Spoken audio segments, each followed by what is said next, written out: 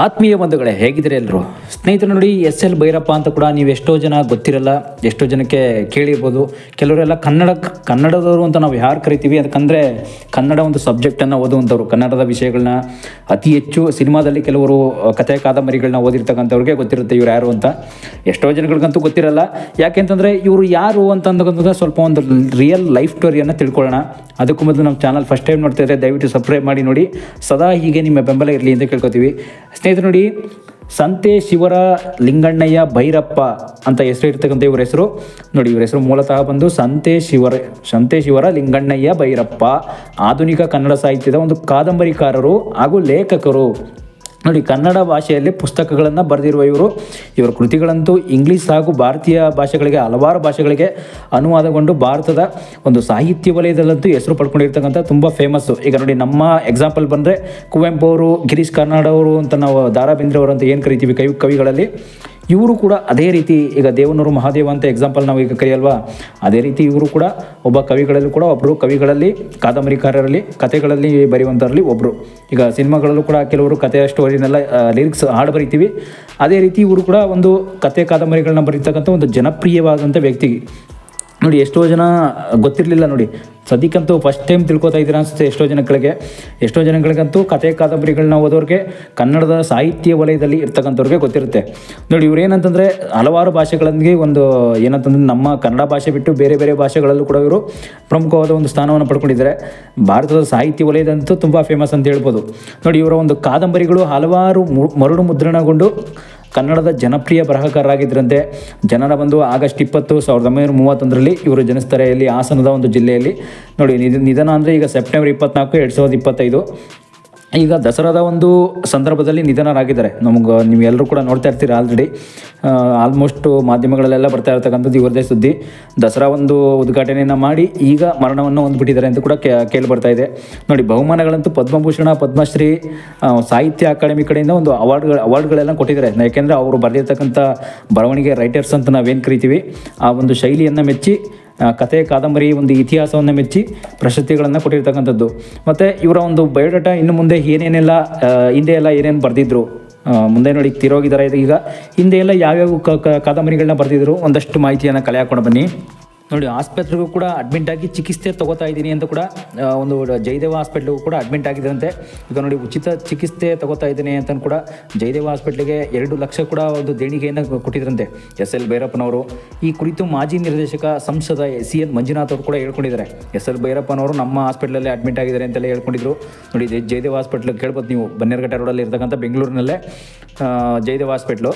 ಭೈರಪ್ಪ ಜೊತೆಗಿನ ಒಂದು ಮಾತುಕತೆಯನ್ನು ಇದೊಂದು ಮುಗಿಸಿದ್ದಾರೆ ಅವರು, ಮಂಜುನಾಥ್ ಸರು. ಮತ್ತು ಇನ್ನೊಂದು ಏನಂತಂದರೆ ನೋಡಿ, ಸಾಹಿತ್ಯ ಕ್ಷೇತ್ರದ ಒಂದು ದಿಗ್ಗಜ ಎಸ್ ಎಲ್ ಭೈರಪ್ಪನವರು ನಿಧನ ಆಗಿರ್ತಕ್ಕಂಥದ್ದು ಕೇಳ್ಬೋದು. ಒಂದು ಸಾಹಿತ್ಯ ಕ್ಷೇತ್ರದಲ್ಲಿ ಯಾವ್ಯಾವ ರೀತಿ ಒಂದು ಕ್ಷೇತ್ರದ ಸಾಧನೆಯನ್ನು ಗುರುತಿಸ್ಕೊಂಡಿದ್ರು, ಏನೇನೋ ಒಂದು ಸಾಧನೆಯನ್ನು ಮಾಡಿದ್ದಾರೆ, ಯಾವ್ಯಾವ ಕವಿತೆಗಳನ್ನೆಲ್ಲ ಬರೆದಿದ್ದಾರೆ ನೋಡಿ. ನಾವಿಬ್ಬರು ಚಂದ್ರಾಯಪಟ್ಟಣದಿಂದ ಬಂದವರು ಅಂತೆಲ್ಲ ಹೇಳ್ಕೊಂಡಿದ್ರು ಅವರು. ಅಂದರೆ ಹಾಸನ ಚಂದ್ರಾಯಪಟ್ಟಣದ ಕಡೆಯಿಂದನೇ ಬಂದವರು ಅಂತ ನಮ್ಮ ಮಂಜುನಾಥ್ ಸರ್ ಅಂತ ನೀವು ಕೇಳಿರ್ಬೋದು. ಎಸ್ ಎಲ್ ಭೈರಪ್ಪ ಅವರಿಗೆ ಒಂದು ಕಳೆದ 1.5 ವರ್ಷದಿಂದ ಅನಾರೋಗ್ಯ ಕಾಡ್ತಾ ಇತ್ತು ಅಂತ ಕೂಡ ಒಂದು ವಿಷಯ ಸುದ್ದಿ ಇದು ನೋಡಿ. ಇದಕ್ಕೆ ಭೈರಪ್ಪ ಅವರು ಚಿಕಿತ್ಸೆ ಪಡ್ಕೊಳ್ತಾ ಇದ್ರು. ಭೈರಪ್ಪ ಅವರ ಒಂದು ಧೈರ್ಯ, ವಿಶ್ವಾಸದ ಮುಂದೆ ಅವರ ವಯಸ್ಸು, ಆರೋಗ್ಯ ಸಮಸ್ಯೆಗಳು ಚಿಕ್ಕದಾಗುತ್ತಿತ್ತು ನೋಡಿ. ಆ ಥರ ಎಲ್ಲ ಮಂಜುನಾಥ್ ಸರ್ ಕೂಡ ಹೇಳ್ಕೊಂಡಿದ್ದಾರೆ. ಎಸ್ ಎಲ್ ಭೈರಪ್ಪ ಅವರು, ನಾನು ಇಬ್ಬರು ಕೂಡ ತುಂಬ ನಮ್ಮ ಹಾಸನದ ಕಡೆಯವರು. ಇವರು ಹಾಸನ ಚಂದ್ರಾಯಪಟ್ಟಣದಿಂದ ಬೆಳೆದು ಬಂದಾರಲ್ವಾ. ಹಲವು ವರ್ಷಗಳ ಹಿಂದೆ ಇವರೆಲ್ಲ ಒಂದು ಅವಿನಾವ ಒಂದು ಸಂಬಂಧದ ಬಗ್ಗೆ ಮಂಜುನಾಥ್ ಸರ್ ಹೇಳ್ಕೊಂಡಿದ್ದಾರೆ. CN ಮಂಜುನಾಥ್ ಅಂತ ನೀವು ಕೇಳ್ಬೋದು. ಅವರು ಡಾಕ್ಟರ್ ಅಲ್ಲದೆ ನಮ್ಮ ಈ ನೆಲಮಂಗಲ ಕ್ಷೇತ್ರದ ಒಬ್ಬ ಸದಸ್ಯರಾಗಿದ್ದಾರೆ, ರಾಜಕೀಯ ಮೆಂಬರ್, ಪಾಲಿಟಿಕ್ಸ್ ಅಂತ ಕೇಳ್ಬೋದು. ಆ ರೀತಿ ಮೆಂಬರ್ ಆಗಿದ್ದಾರೆ. ಒಂದು ಸಂತೇಶ್ವರದಲ್ಲಿ ಭೈರಪ್ಪ ಅವರಿಗೆ ಒಂದು ಸನ್ಮಾನ ಕಾರ್ಯಕ್ರಮ ಕೂಡ ಮಾಡಿದ್ದು ಅಂತ ಕೂಡ ಹೇಳ್ಕೊಂಡಿದ್ರು ಮಂಜುನಾಥ್ ಸರ್. ಅದೇ ಇಂದು ರಾತ್ರಿ ಪಾರ್ಥಿವ ಶರೀರವನ್ನು ಕಳಿಸಲಾಗಿದೆ. ಈಗ ಬೆಂಗಳೂರಿಂದ ಅವರ ಒಂದು ಹುಟ್ಟೂರಿಗೆ ಕಳಿಸಲಾಗಿದೆ. ಆದರೆ ಮೈಸೂರಲ್ಲಿ ಚಾಮುಂಡಿ ಬೆಟ್ಟದ ಒಂದು ತಪ್ಪಲಲ್ಲಿ ಏನೋ ಒಂದು ಕಾರ್ಯಕ್ರಮ ಏನಿದೆ, ಅಂತ್ಯದ ಕಾರ್ಯಕ್ರಮ ಮುಗಿಸ್ಬೇಕು ಅಂತ ಅಂದ್ಕೊಂಡಿದ್ದಾರೆ. ಆದರೆ ಮೈಸೂರಿನಲ್ಲಿ ಈಗ ಸದ್ಯಕ್ಕಂತೂ ದಸರಾ ನಡೀತಾ ಇರೋ ಸೀಸನ್ನಿಂದ ತುಂಬ ಏನಂತಂದರೆ ತುಂಬ ರಶ್ ಇರ್ತಾರೆ ಜನಗಳಂತೂ. ಅಲ್ಲಿ ಕೂಡ ಪೊಲೀಸ್ ಭದ್ರತೆ ಎಲ್ಲ ಅಲ್ಲಿ ಇರೋದ್ರಿಂದ ಈಗ ಏನು ಮಾಡ್ತಾ ಇದ್ದಾರೆ ಅಂತ ಕೂಡ ಗೊತ್ತಾಗ್ತಾ ಇಲ್ಲ. ನೋಡಿ, ನಿಮಗೆ ಆಗಲೇ ಕೂಡ ಹೇಳಿದೆ, ಅವರ ಬರೆದಿರ್ತಕ್ಕಂಥ ಒಂದೊಂದಷ್ಟು ಪುಸ್ತಕಗಳ ಮಾಹಿತಿಯನ್ನು ತಿಳ್ಕೊಳ್ಳೋಣ ಅಂತ. ಅವರ ಬರೆದಿರ್ತಕ್ಕಂಥ ಪುಸ್ತಕಗಳು 1979ರಲ್ಲಿ ಪರ್ವ ಅಂತಕ್ಕಂಥ ಒಂದು ಪುಸ್ತಕನ ಬರೆದಿದ್ರು. 2007ರಲ್ಲಿ ಆಮೇಲೆ ಆವರಣ ಅಂತಕ್ಕಂಥ ಪುಸ್ತಕ, ಮತ್ತು ಗೃಹಭಂಗ ಅಂತಕ್ಕಂಥದ್ದು 1970ರಲ್ಲೇ ಬಿಡುಗಡೆ ಮಾಡಿದರು. ವಂಶವೃಕ್ಷ ಅಂತ ಕೂಡ ನೀವು ಪುಸ್ತಕವನ್ನು ಓದಿರ್ಬೋದು, ಕೆಲವರು ಕೇಳಿರ್ತಾರೆ. ಅದನ್ನು ಕೂಡ ಪುಸ್ತಕ 1965ರಲ್ಲೇ ಬಿಡುಗಡೆ ಮಾಡಿದರು. ಅದು ಬಿಟ್ಟರೆ ಮಂದ್ರ ಅಂತಕ್ಕಂಥದ್ದು 2007ರಲ್ಲಿ, ಯಾನ ಅಂತಕ್ಕಂಥ ಒಂದು 2014ರಲ್ಲಿ ಬರೆದಿರ್ತಕ್ಕಂಥ ಪುಸ್ತಕವನ್ನು ನೀವು ಕೇಳಿರ್ಬೋದು. ನೋಡಿ, ಈ ಥರ ಎಲ್ಲ ಹಲವಾರು ಒಂದು ಕಥೆ ಕಾದಂಬರಿಗಳು ಪುಸ್ತಕವನ್ನು ಬರೆದಿರ್ತಕ್ಕಂಥ ಒಬ್ಬ ನಮ್ಮ ಕನ್ನಡದ ಏಕೈಕ ವ್ಯಕ್ತಿ ಇವರು ಎಸ್ ಎಲ್ ಭೈರಪ್ಪನವರು. ಸದ್ಯಕ್ಕಂತೂ ಇವರು ನೋಡಿ, ಇವರ ಒಂದು ಪುಸ್ತಕಗಳಂತೂ ನೀವು ಎಷ್ಟೋ ಜನ ಕೇಳಿರ್ತೀರ. ಕೆಲವರಂತೂ ಕನ್ನಡ ಡಿಪಾರ್ಟ್ಮೆಂಟಲ್ಲಿ ಸಾಹಿತ್ಯದಲ್ಲಂತೂ ಒಂದು ಅಳವಡಿಸ್ಕೊಂಡಿರೋರಂತೂ ಪುಸ್ತಕಗಳನ್ನ ಓದಿರ್ತೀರ. ಯಾಕೆಂತಂದರೆ ಇವರ ಒಂದು ಪುಸ್ತಕ ಕಥೆ ಕಾದಂಬರಿಗಳನ್ನೆಲ್ಲ ನಮ್ಮ ಸಿನಿಮಾದಲ್ಲೂ ಕೂಡ ಆಯ್ಕೆ ಮಾಡ್ಕೊಂಡಿದ್ದಾರೆ. ಸಿನಿಮಾ ಇಂಡಸ್ಟ್ರಿಯಲ್ಲೂ ಕೂಡ ಎಷ್ಟೋ ಸಿನಿಮಾ ಇಂಡಸ್ಟ್ರಿಯವರಿಗೆ ಇವರ ಒಂದು ಕಥೆಗಳನ್ನ ಕಾದಂಬರಿಗಳನ್ನ ತಗೊಂಡು ಒಂದು ಹಾಡನ್ನು ಸಾಹಿತ್ಯವನ್ನು ಬರೆಯುವಂಥದ್ದಾಗ್ಬೋದು, ಒಂದು ಆ ಕ್ಷೇತ್ರದಲ್ಲಿ ಆ ಕಥೆಯನ್ನು ತಗೊಂಡು ಸಿನಿಮಾ ಮಾಡುವಂಥದ್ದಾಗ್ಬೋದು. ಇದೆಲ್ಲ ನೀವು ನೋಡಿರ್ಬೋದು. ಇದೆಲ್ಲ ಆಲ್ಮೋಸ್ಟು ಕಥೆ ಸಿನಿಮಾಗಳನ್ನೆಲ್ಲ ಇದರಿಂದನೂ ಕೂಡ ಬುಕ್ಸಿಂದ ತಗೊಳ್ತಾರೆ. ಯಾಕೆಂತಂದರೆ ತುಂಬ ಇನ್ನೊಂದು ದೂರ ಸರಿದರು ಅಂತ ಕೂಡ ಒಂದು ಪುಸ್ತಕವನ್ನು ಬರೆದಿದ್ದಾರೆ ಇವರು. ಕವಲು ಅಂತಕ್ಕಂಥದ್ದು 2010ರಲ್ಲಿ ಲಾಸ್ಟ್ ಪುಸ್ತಕ ಅಂದರೆ ಅದೇನೆ ಕವಲು ಅಂತಕ್ಕಂಥ ಒಂದು ಪುಸ್ತಕ. ನೋಡಿ, ಈ ರೀತಿ ಕಥೆ ಕಾದಂಬರಿಗಳಲ್ಲೇ ತುಂಬ ಫೇಮಸ್ ಆಗಿದ್ದಂಥ ವ್ಯಕ್ತಿ.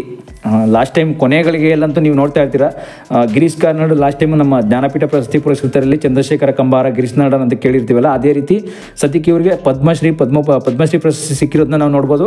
ಅದು ಬಿಟ್ಟರೆ ಪದ್ಮಭೂಷಣ ಕೂಡ ಸಿಕ್ಕಿದೆ. ಎಷ್ಟೊಂದರೆ ಎಸ್.ಪಿ. ಮತ್ತು ಅದೆಲ್ಲ ನೋಡಿ, ಸಾಹಿತ್ಯ ಅಕಾಡೆಮಿ ಅವಾರ್ಡ್ ಕೂಡ ಆ ಟೈಮಲ್ಲಿ ರೈಟರ್ಸ್ಗೆ ಅವರು ಬರೆದಿರ್ತಕ್ಕಂಥ ಕಲೆ ರೈಟರ್ಸ್ಗೆ ಸಿಕ್ಕಿದೆ. ಅದು ಬಿಟ್ಟರೆ ನೋಡಿ ಇವರು ಅದಲ್ಲದೆ ಒಂದು ನೋಡಿ ವಂಶವೃಕ್ಷ ಅಂತಕ್ಕಂಥದ್ದಂತೂ ತುಂಬ ಫೇಮಸ್ ಆಗಿತ್ತು. ಯಾಕೆಂದರೆ ಸಿನಿಮಾಗಳಿಗಂತೂ ಅದೇ ಬೇಕಾಗಿತ್ತು. ವಂಶವೃಕ್ಷ ಅಂತಕ್ಕಂಥದ್ದು ನೀವು ಈಗಲೂ ಕೂಡ ಆನ್ಲೈನಲ್ಲಿ ಸರ್ಚ್ ಮಾಡಿ.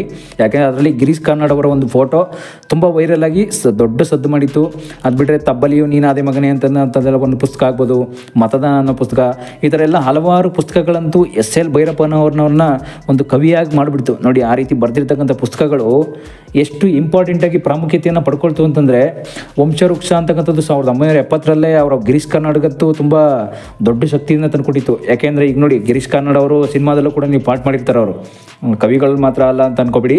ಗಿರೀಶ್ ಕಾರ್ನಾಡ್ ಅವರು ಕವಿಗಳಾಗಿದ್ದು ಅಲ್ಲದೆ ಕಥೆ ಕಾದಂಬರಿ ಬರೆಯದ್ದು ಅದರಲ್ಲೂ ಕೂಡ ಒಂದು ಕ್ಷೇತ್ರ ಅಲ್ಲದೆ ಸಿನಿಮಾ ಇಂಡಸ್ಟ್ರಿಯಲ್ಲೂ ಕೂಡ ನಿರ್ದೇಶಕರಾಗಿ ಒಬ್ಬ ನಟನಾಗಿ ಕೂಡ ಆ್ಯಕ್ಟಿಂಗ್ ಮಾಡಿರ್ಬೋದು. ಕೆಂಪೇಗೌಡ ಅನ್ನೋ ಪಿಕ್ಚರ್ ನೀವು ನೋಡಿರ್ತೀರ, ಸುದೀಪ್ ಸರ್ದು, ಅದರಲ್ಲೂ ಕೂಡ ಆ್ಯಕ್ಟಿಂಗ್ ಮಾಡಿದರು ಗಿರೀಶ್ ಕಾರ್ನಾಡ್ ಅವರು. ಮತ್ತು ಬೇರೆ ಬೇರೆ ಸಿನಿಮಾಗಳಲ್ಲೂ ಕೂಡ ಪಾರ್ಟ್ ಮಾಡಿದ್ದಾರೆ. ಯಾಕೆಂದರೆ ಅದೇ ರೀತಿ ಎಸ್ ಎಲ್ ಭೈರಪ್ಪನವರು ಸಿನಿಮಾ ಇಂಡಸ್ಟ್ರಿಗೆ ಬರಲಿಲ್ಲ, ಬಟ್ ಆದರೂ ಕೂಡ ಕಥೆ ಕಾದಂಬರಿಗಳು ಮಾತ್ರ ತುಂಬ ಹೆಚ್ಚನ್ನು ಕೊಟ್ಟಂಥವ್ರು. ಯಾಕೆಂದರೆ ನಮ್ಮ ಕನ್ನಡದಲ್ಲಂತೂ ನೀವು ಕೇಳಿರ್ತೀರ ಹಳೆಯ ಕಾಲದ ಕವಿಗಳನ್ನೆಲ್ಲ. ಹಳೆ ಕಾಲದ ಅಂತಂದರೆ ಈಗ ನೋಡಿ, ಈಗಿನ ಕಾಲದ ಡಿಜಿಟಲ್ ಯುಗನೇ ಬೇರೆ, ಹಳೆ ಕಾಲದ ಕವಿಗಳೇ ಬೇರೆ. ಕವಿಗಳಂತಂದರೆ ಹಳೆ ಕಾಲದಲ್ಲಿ ನೀವು ನೋಡಿರ್ತೀರ, ನಮ್ಮ ಕುವೆಂಪು ಕಡೆಯಿಂದ, ದ ರಾ ಬೇಂದ್ರೆ ಅವರಿಂದ, ಮತ್ತು ಶಿವರಾಮ ಕಾರಂತ ಅವರಿಂದ ಕೂಡ ಒಂದು ಕವಿಗಳ ಕಾಲ ಏನಿತ್ತು ಆ ಕಾಲದಲ್ಲಿ ಪುಸ್ತಕ ಬರೆಯುವಂಥದ್ದು, ಲೇಖನಿಯನ್ನು ತಗೊಂಡು ಏನೇ ಒಂದು ಪುಸ್ತಕದಲ್ಲಿ ಯಾವ ರೀತಿ ನಾವು ಪುಸ್ತಕವನ್ನು ಅಳವಡಿಸ್ಕೋಬೇಕು ನಮ್ಮ ಜೀವನಕ್ಕೆ, ಆಗಿನ ಕಾಲದಲ್ಲಿ ಅದೇ ಮಹತ್ವವಾಗಿತ್ತು. ಈಗಂತೂ ನೋಡಿ, ಈಗ ಅದೆಲ್ಲ ಕಾಲ ಚೇಂಜ್ ಆಗಿಬಿಟ್ಟಿದೆ, ಮೊದಲಿದ್ದಂಗಿಲ್ಲ. ಈಗೆಲ್ಲ ಡಿಜಿಟಲ್ ಯುಗ ಮತ್ತು ಆ್ಯಪ್ಗಳು ಬಂದುಬಿಟ್ಟಿದೆ. ಎಲ್ಲ ಮೊಬೈಲಲ್ಲೇ ನೋಡ್ತಾ ಇರೋದ್ರಿಂದ ಈಗ ಮೊಬೈಲ್ಗಳ ಕಾಲ.